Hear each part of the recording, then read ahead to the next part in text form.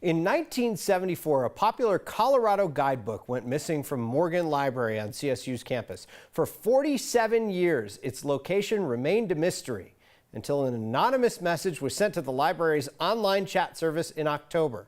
The messenger wanted to know if they could return a copy of Guide to the Colorado Mountains that had once belonged to the library. A few weeks later, Florida resident Jim Mandeville walked into that library with the book in hand.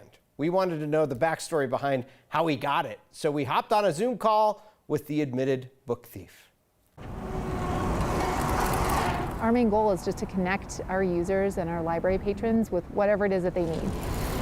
We had a great story where we had a patron who brought us back a library book that they had taken out of the library 47 years ago. I lifted it. I stole it. He snuck it out of the library. I didn't borrow it. Well, maybe I did.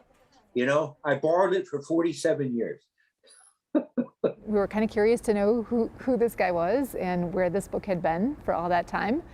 Jim Mandeville. I live in the state of Florida. He and his friends wanted to do some exploring in the mountains, and so they needed a guidebook to help him out with that. So stuck it in my jacket pocket and walked out with it.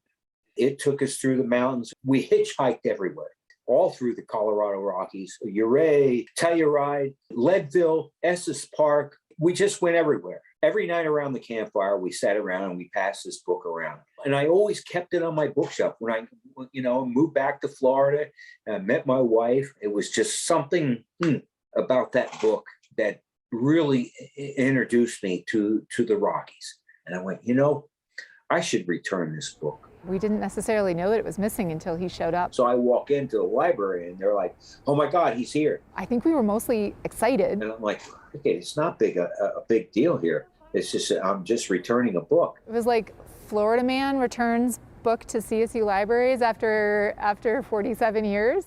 It felt good. And it felt like I was losing a buddy. Now I miss it, Geez, can I have it back? What memories tied to that. We appreciate Jim and the library sharing that story through the lens of photojournalist Corky Scholl. The library actually installed detectors just a few months after Jim stole that book. The old system apparently was just have the library employees at each exit, and they would physically check each person who was leaving. The return guide will be on display at the loan and reserve desk until the end of the semester.